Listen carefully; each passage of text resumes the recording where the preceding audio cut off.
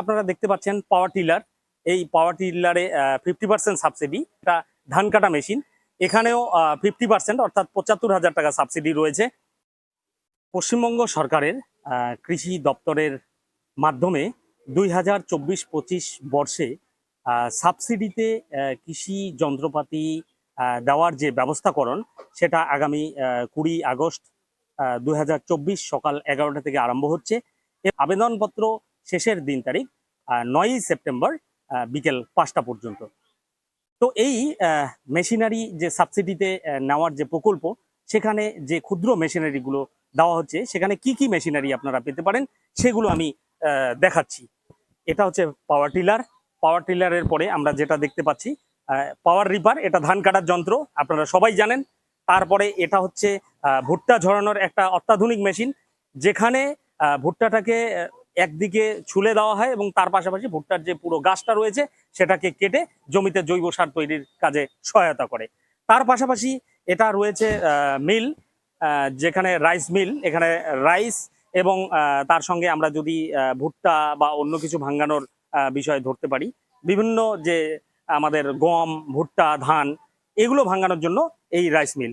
তার পাশে রয়েছে পাওয়ার স্প্রেয়ার মেশিন।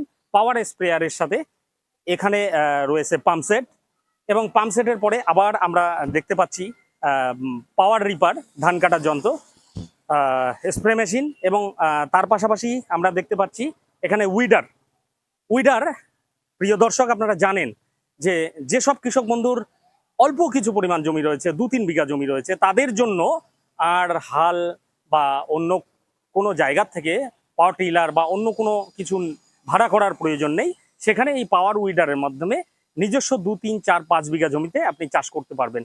এবং তার পাশাপাশি আরও একটা বিষয়, যে এই পাওয়ার উইডারের মাধ্যমে আপনার ধরুন সুপারি বাগান রয়েছে বা গাছ বাগান রয়েছে, সেই গাছ বাগানের ভেতরে আপনি অনবরত চাষ করতে পারবেন, অর্থাৎ আবর্জনা মুক্ত করতে পারবেন এবং জমির উর্বরতা বাড়াতে পারবেন। কৃষিক্ষেত্রে শ্রমিক সংকট, এটা নিত্যদিনের আমাদের একটা গল্প এবং বাস্তবতা। আমরা দেখেছি যে বিভিন্ন সময় কৃষিক্ষেত্রে শ্রমিকের একটা অত্যন্ত অভাব। মানুষ এখন জমিতে আর আগের মতো এতটা বেশি পরিশ্রম করতে চায় না, তাই মেশিনারির ব্যবহার কৃষিক্ষেত্রে একটা অপরিহার্য প্রয়োজনীয়। তাই আজকে মেশিনারিগুলো আমি দেখাবো। এই যে এখানে আপনারা দেখতে পাচ্ছেন পাওয়ার টিলার।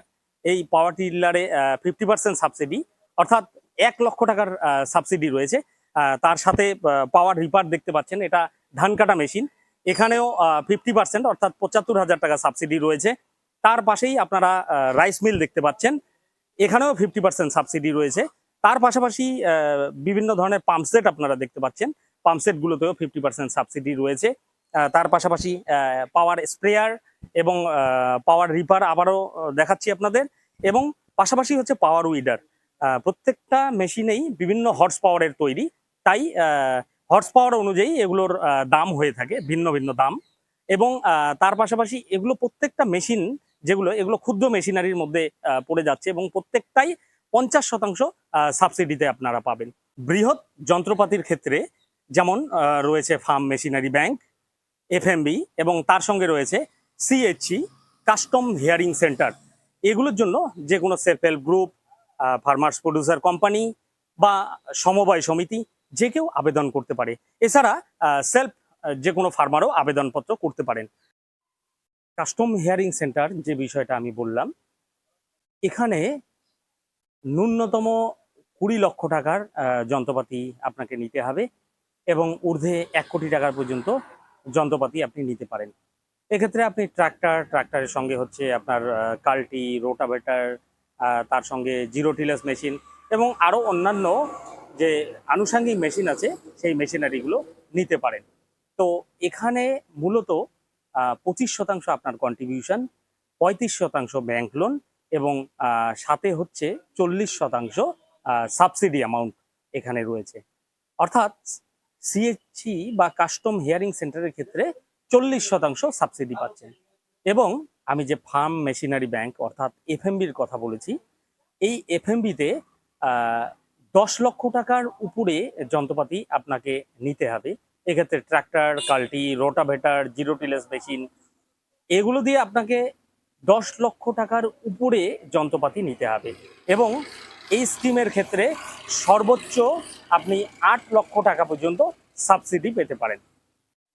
আবেদন করার জন্য কি কি কাগজপত্র লাগবে সেই বিষয়টা আমি জানাচ্ছি। এই তথ্যটা আমাদের প্রত্যেকের জানার জন্য জরুরি। প্রাথমিকভাবে আবেদন করার জন্য আপনি গুগলে গিয়ে মাটির কথা .wb.gov.in এই যে ওয়েবসাইট রয়েছে এখানে আপনি সরাসরি আবেদনপত্র করতে পারেন। এছাড়াও পাশাপাশি স্থানীয় যে আপনার কৃষি দপ্তরের অফিস রয়েছে, অর্থাৎ এডিএ অফিস বা জেলা কৃষি দপ্তর, সমস্ত কৃষি দপ্তরের যে অফিস আছে সেখানেও আপনারা যোগাযোগ করতে পারেন, বা পাশাপাশি যদি কোনো আপনার ফার্মার্স প্রডিউসার কোম্পানি থাকে তাদের সঙ্গে যোগাযোগ করলেও আপনাদের সমন্বয় সাধন করে দিবে। এখানে মূলত যে কাগজগুলো লাগবে সেগুলোর বিষয়ে আমি বিস্তারিত জানাচ্ছি। প্রথমে হচ্ছে আপনার ভোটার কার্ড, আধার কার্ড, ব্যাংকের অ্যাকাউন্ট এবং তার সঙ্গে হচ্ছে অবশ্যই জমির খতিয়ান আপনাকে দিতে হবে, তার সঙ্গে মোবাইল নাম্বার এবং প্রত্যেকটি কাগজের 3 কপি করে জেরক্স এবং সাথে হচ্ছে পাসপোর্ট সাইজের 3টি ছবি অবশ্যই আপনাকে প্রদান করতে হবে। প্রয়োজনে ডেসক্রিপশনে আপনারা দেখে নেবেন, সমস্ত বিস্তারিত দেওয়া রয়েছে। আবেদনপত্রের সঙ্গে যে সমস্ত তথ্য বা যে সমস্ত কাগজের কথা আমি বিগত কিছুক্ষণ আগে বলেছি, তো সেই কাগজগুলোর পাশাপাশি যে খতিয়ানটা আপনারা প্রদান করবেন সেই খতিয়ানে অবশ্যই বাস্তু অন্তত কিছুটা পরিমাণ যাতে সেই খতিয়ানে বাস্তু উল্লেখ থাকে। এই কারণে বাস্তুর কথা বলা হয়েছে এখানে, যে আপনার কাস্টম হিয়ারিং সেন্টারে যে বিভিন্ন ধরনের মেশিনারিগুলো পাচ্ছেন, তো সেই মেশিনারিগুলোতে আপনার রাখার জন্য আপনাকে একটা ঘর বানাতে হবে। সেই ঘরটা বানানোর জন্য আপনাকে অবশ্যই বাস্তু জমির প্রয়োজন রয়েছে। এক্ষেত্রে আরো একটি গুরুত্বপূর্ণ বিষয় রয়েছে, যেটা হচ্ছে যে যারা আবেদন করবেন প্রত্যেকের ক্ষেত্রেই কৃষক বন্ধু আইডি অবশ্যই থাকতে হবে। যদি কোনো কৃষকের কৃষক বন্ধু আইডি না থাকে সেক্ষেত্রে সে আবেদন করতে পারবে না। এবং আরো একটি বিষয় হচ্ছে, যারা বিগত 4 বছর ধরে আবেদনপত্র করেছেন এবং সাবসিডিতে বিভিন্ন ধরনের মেশিনারি নিয়েছেন, তারা 4 বছর পর্যন্ত আর কোনো এই সুযোগ সুবিধা নিতে পারবেন না। আমরা এতক্ষণ যাবত আপনাদের যে মেশিনারিগুলো দেখালাম, এগুলো সোনাপুর এবি এন্টারপ্রাইজে সমস্ত মেশিনারি আপনাদের দেখালাম। এখানকার স্থানীয় এবং নিকটবর্তী যদি কোনো কৃষক বন্ধু থেকে থাকেন, আপনাদের আবেদনপত্র করা থেকে আরম্ভ করে সার্বিক বিষয়ে সহযোগিতা করবে এবি এন্টারপ্রাইজ। আপনি তো এই ভিডিওতে বিস্তারিত জানলেনই, এছাড়াও আপনার নিকটবর্তী যে কৃষক বন্ধুরা রয়েছেন যারা এখনো পর্যন্ত জানেন না কিভাবে আবেদন করতে হবে, তাদেরকে জানানোর জন্য ভিডিওটি শেয়ার করে দেবেন, যাতে আপনার এই শেয়ারের মাধ্যমে আমাদের অন্যান্য কৃষক বন্ধুরাও এই প্রকল্পের সহযোগিতার আওতায় আসতে পারে। ধন্যবাদ।